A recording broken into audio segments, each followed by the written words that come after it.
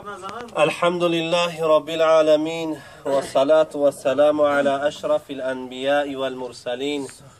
وعلى آله وجميع صحابته أجمعين. اما بعد،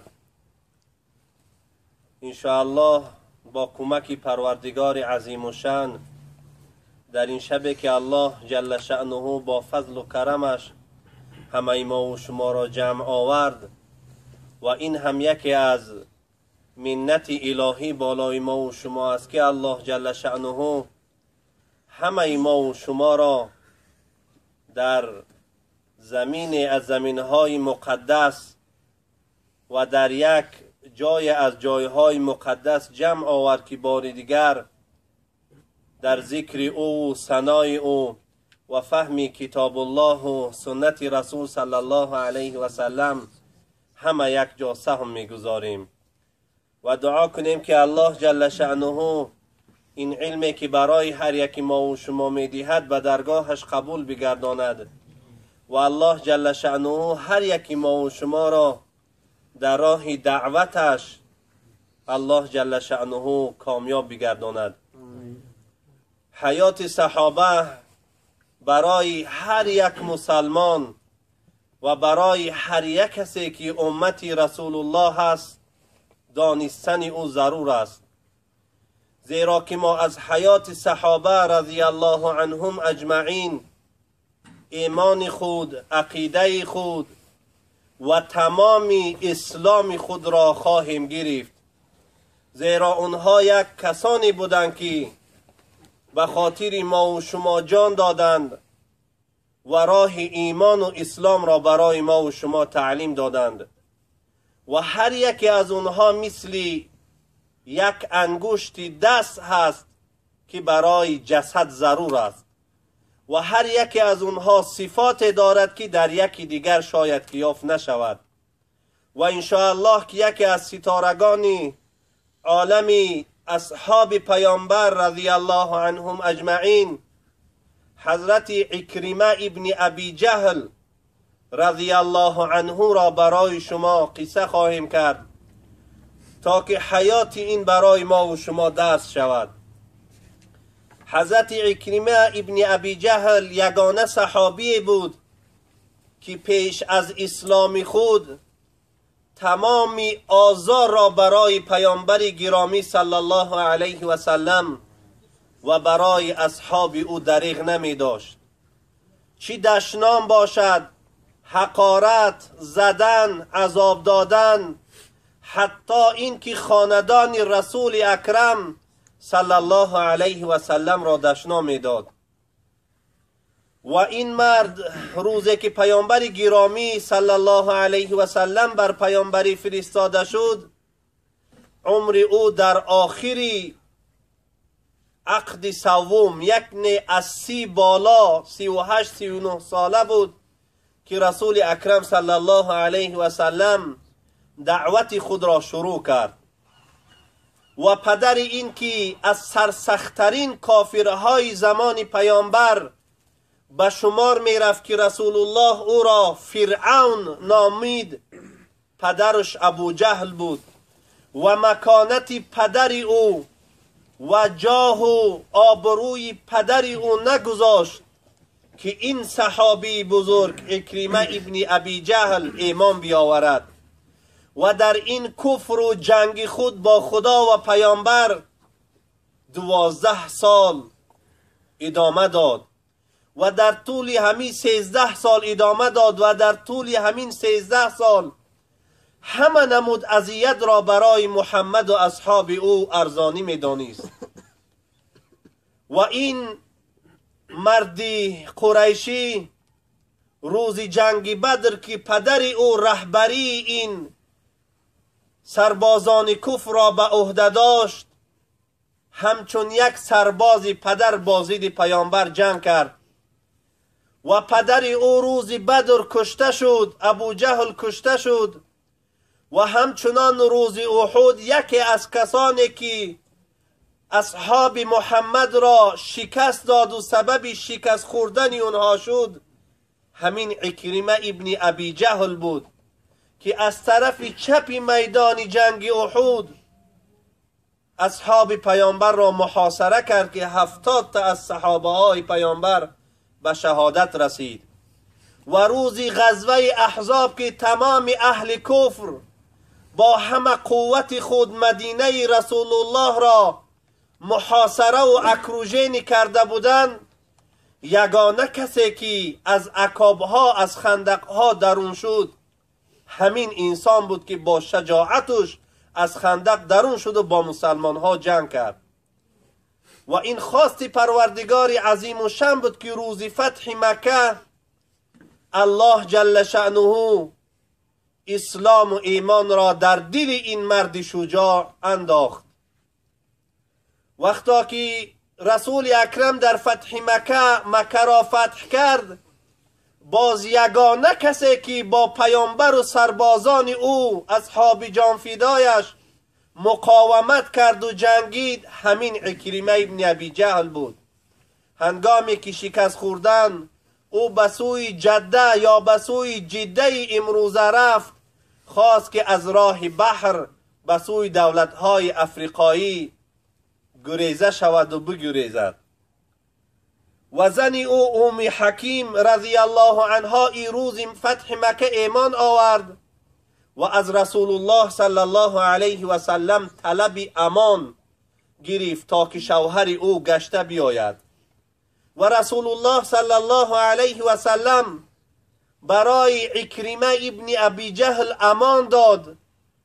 و به سوی شوهرش رفت و او را آورد. و از همه جای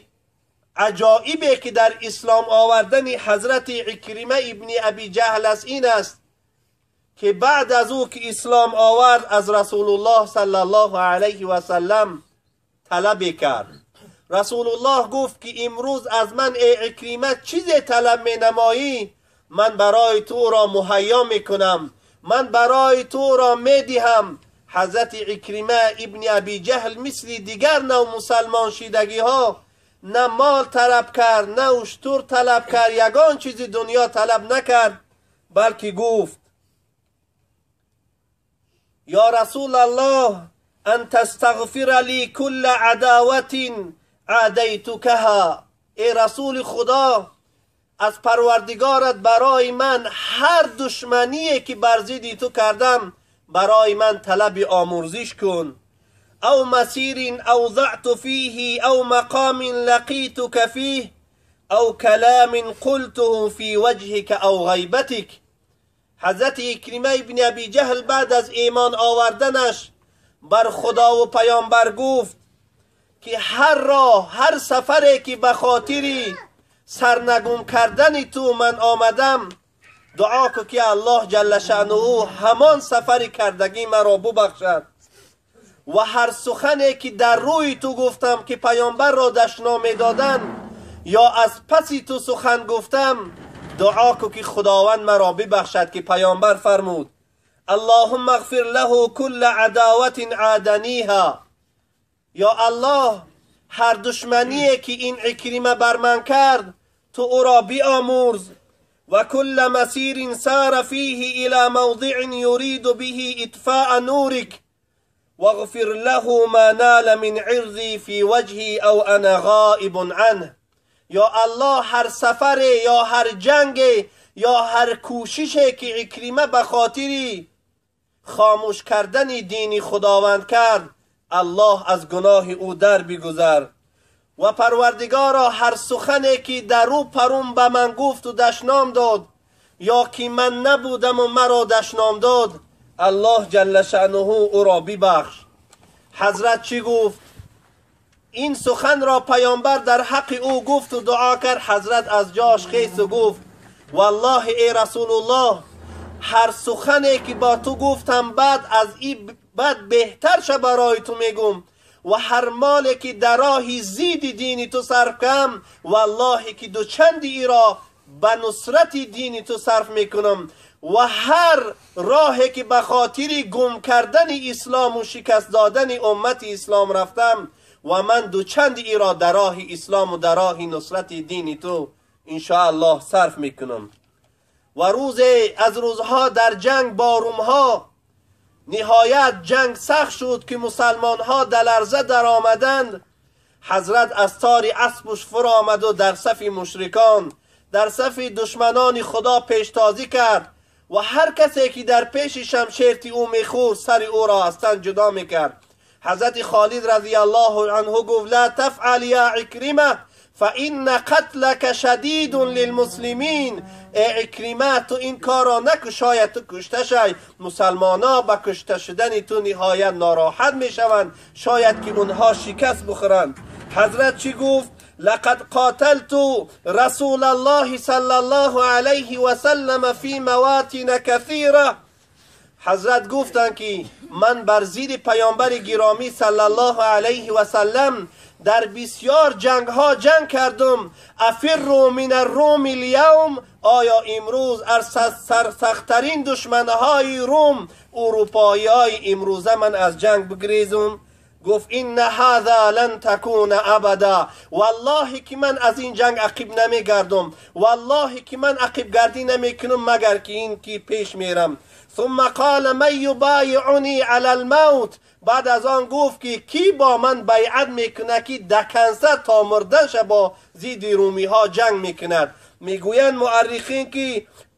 عمک او حضرت حارث ابن هشام و 400 کس از فدایان اسلام با او بیعت کردند که در این جنگ رومی ها را شکست داد. حضرت عکرمه ابن ابی جهل رضی الله عنه یکی از صحابه های هست که پیامبر گرامی فرمود سیعتیکم عکرمه مؤمنا مهاجرا فلا تسبوا اباه. عکرمه مؤمن و مسلمان و مهاجر باز میگردد به خاطر اسلام آوردنش، شما پدر او را دشنام ندهید. با وجود اینکه پدر او از سرسختترین دشمنان رسول الله بود، لکن رسول الله جایز ندانست که در پیش عکرمه ابن ابی جهل پدر او را دشنام بدهند و فرمود فإن سب المیت یؤذی الحی ولا یبلغ المیت. این دشنام دادن تو پدر عکرمه را ای صحابی، ای مسلمان، این عکرمه را ناراحت میکند، لکن این حقارت تو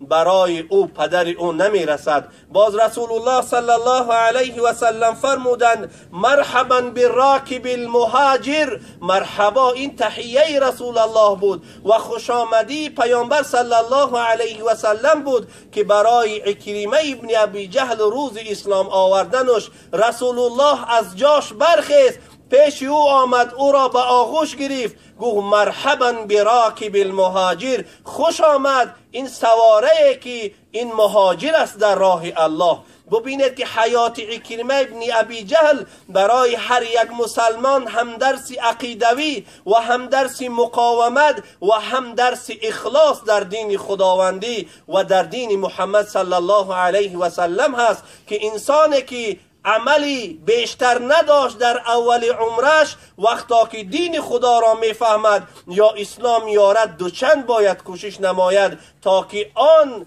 اسلام و عملی که دیگرها کردن این هم ثواب او را درک نماید. دعا کنیم که الله جل شأنه حیات اصحاب پیامبر را برای هر یک ما و شما نصیب بگرداند و سیرت هر یک اونها را در حیات ما تطبیق بنماییم. الله جل شأنه محمد و اصحاب او را صلی الله علیه و سلم و رضی الله عنهم اجمعین را از هر یک ما و شما خرسند بگرداند برحمتک یا ارحم الراحمین.